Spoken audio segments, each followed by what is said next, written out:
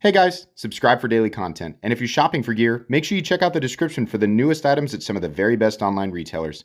There's also links for some of the items that I personally recommend. Thanks! What's going on YouTube? Metal Complex here, and today I've got another interesting knife review / knife overview to share with you guys. This is the CJRB Chord button lock. This is a full skeletonized steel frame, and you might be like me, you might think, you know, this is neat. I think I would like it better if it was just like steel liners and like G10. Don't worry, because they make that version also. In fact, I will link this version and the G10 versions right down in the description so that you guys can check them out. They're the same price, and the price is really, really good. So there you go. You can have your preference. Thanks so much to CJRB for sending this in for review. Thanks to my patrons for supporting me. And please make sure to follow me on Instagram at metal_complex. All right, let's go ahead and get a measurement. Not a small knife. Definitely not. Overall length is coming in at maybe 8 1/8. Yeah, it is. A little over 8 inches. Blade length is 3.5. Cutting edge is about 3.35. So a full-size knife in my book. Let's just do a few size comparisons today up against the Ontario Rat Model 1 and the Ontario Rat Model 2. You can see here that it's close to the same size as the Rat 1. How about up against the Demco AD 20.5? Definitely a little larger there. How about up against the Spyderco Para 3? Alrighty. And last but not least, the Benchmade Bug Out. Shorter and not quite as thick. How's the action? It's pretty good. The button lock does exactly what you want it to do. And let me point this out.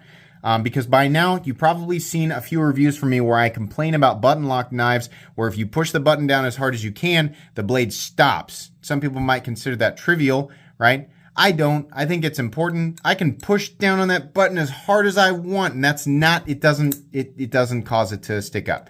When I push that button down, I want the blade to drop. It doesn't matter if I give it a kind of a loosey-goosey, limp-thumbed 20%, or I give it a full-on, you know, freaking thunder blast graviton 1000 magnitude thumb hammer, right? It doesn't matter. I want it to, you know, drop, because everybody's got different hands and everybody's going to apply different levels of force to their knives when they're disengaging it, right? So it drops and it also flips. I think the detent, or it's the plunge lock acting as the detent, is a little on the lighter side, but you can see here with minimal effort, I can light switch it, I can push button it, and even straight up and down, I think that's the only way I can really get it to fail, is straight up and down and pushing very, very lightly on the flipper tab. But giving it any more force than that, and it will deploy. So a little bit on the light side, but not enough to kill it. I read a review on Blade HQ where someone said the detent was so light they couldn't get it to flip. That's not my experience. Let me know what your experience is if you already have this knife down in the description. But this one seems to be doing just fine. The thumb studs are also very, very easy to use. And the detent is certainly tuned properly for the thumb studs. The button has very, very minimal stick. I would say it's like, you know, 2% of what I'd call bad. I would imagine that would go away over time. So nothing too crazy there. Carry profile. Thickness up against the Spyderco Para 3. It's actually a little bit thinner. It's important to keep in mind that the G10 versions might actually be a little bit thicker. I don't have one here to compare, because you'd have the steel liners and then a piece of G10 on top of it. Perhaps they matched it, but usually, in my experience, like for example, when companies do like a titanium version of a knife and then they do a G10 and titanium liner or steel liner version of the knife, the G10 and liner version tends to be thicker unless the liners are nested, which I don't know is the case with the G10 version. So it's a maybe, right? CJRB didn't send me it. And they were like, he doesn't need to look at the G10 one. We're just going to send him this one. That's okay. I'm kidding. But yeah, it's a little bit thinner than the Para 3. As far as carry profile goes, up against the PM2 and the Para 3, this guy is a little longer than the Para 3, a little shorter than the PM2, including the flipper tab. It's somewhat tall, but not quite as tall as either of these, so not too bad. Weight, it's probably pretty heavy, right? Because it's steel. It actually does feel heavy, even with the skeletonization, and that's the thing. For people like, why didn't they do it just all steel? Some people might not be bothered by it, but this would have been a really heavy knife in all steel. Steel is substantially heavier than titanium or, aluminum. And so doing this much, which doesn't look like a lot of steel, but doing this much and not fully skeletonizing the knife like this, it would be a lot heavier. So the weight on this guy, even with it being skeletonized, is still almost 5 ounces, which isn't insane, but it's definitely heavier than a lot of knives that are, around the same size. I think my full tie PM2 actually, I guess it's similar, right? But this is full titanium and then steel nested liners underneath. I don't know if that was the best example. My guess is that the G10 with steel liner versions will come in at something like 3.75 ounces. If this thing were full steel, it would probably weigh at least 5.5, maybe 5.75, just my guess. Though, I'll admit, it would have looked pretty cool in all steel. And they do the all steel pyrite, right? Pyrite, right? Okay. That's what it is. I always, crap all over the Gerber paraframe for being this skeletonized, weird, sort of deal. I don't like that because it's a frame lock and the skeletonization makes it look corny. And I'll admit that this skeletonized steel version also kind of looks a little bit weird to me.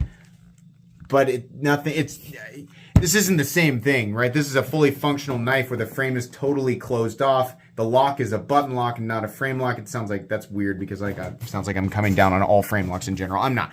I guess what I'm saying is I hate the Gerber paraframe.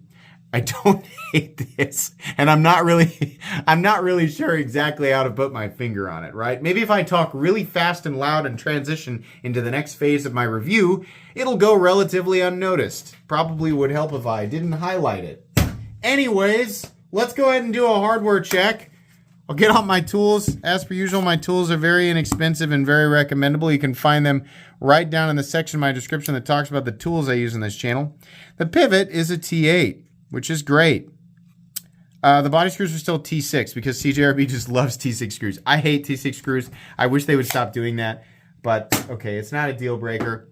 There are 3 body screws on each side because they are using screws to hold in the stop pin. I don't think they need to do that. I think we can just let that, press fit or just float in the frame.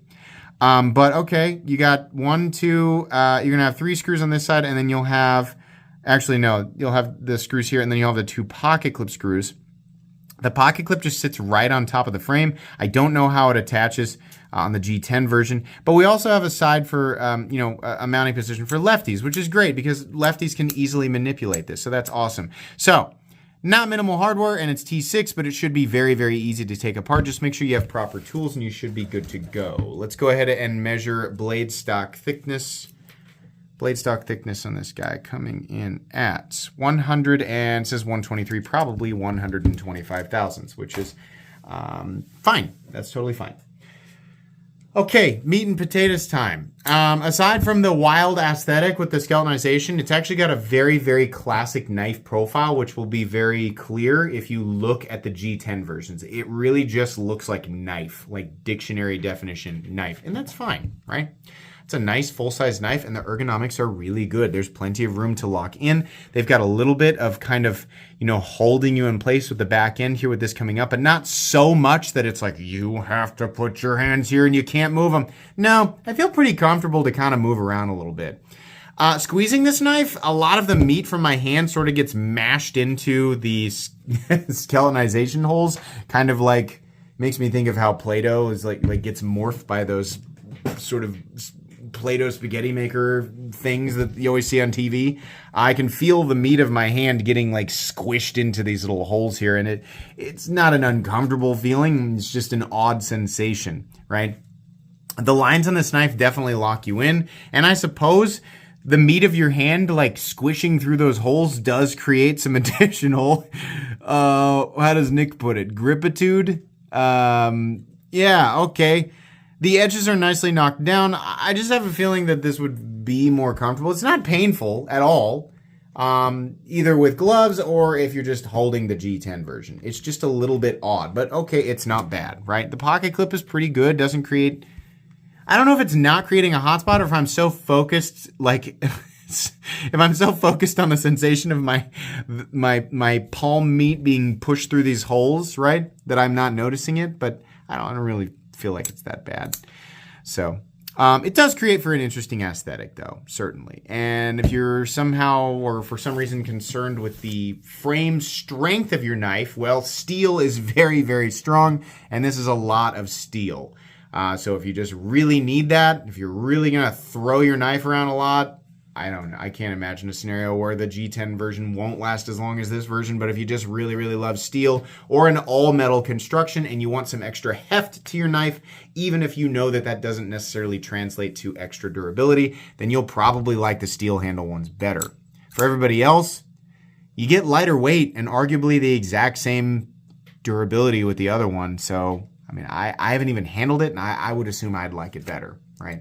But who knows? All stonewashed. Everything is stonewashed. The blade is stonewashed. We have a very, I don't know if you would call this like a modified clip point, right? Or if you'd still refer to it as a drop point. I don't really care. You can call this whatever you want, right? That's what I name knives as soon as the blade shape police show up. So call it whatever you want. This is AR RPM 9, which is great. That's essentially like a powder-formed version of 9CR18 MOV, which is totally acceptable at this price point.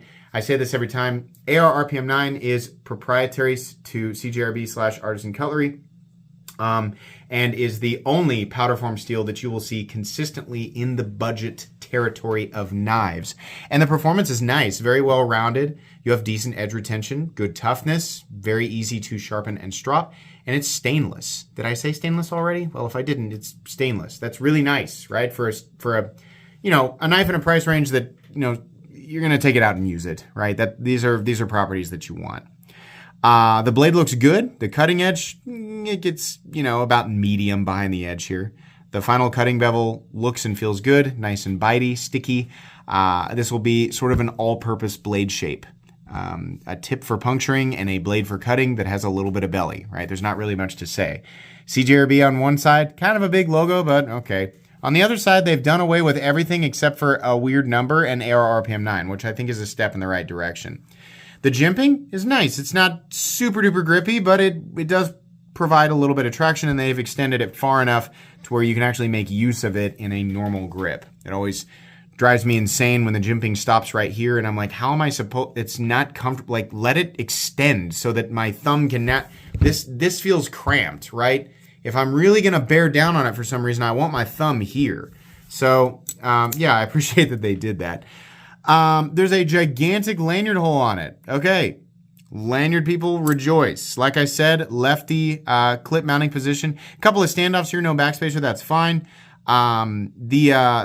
Like I said, the clip does not nest into the frame. It might on the G10 version, though I doubt it.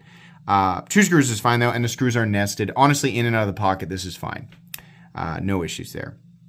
The stop pin is honestly kind of fat, which is cool. That's, plenty of surface contact. There is a little bit of shouldering on the tang of the blade, so that's good, too.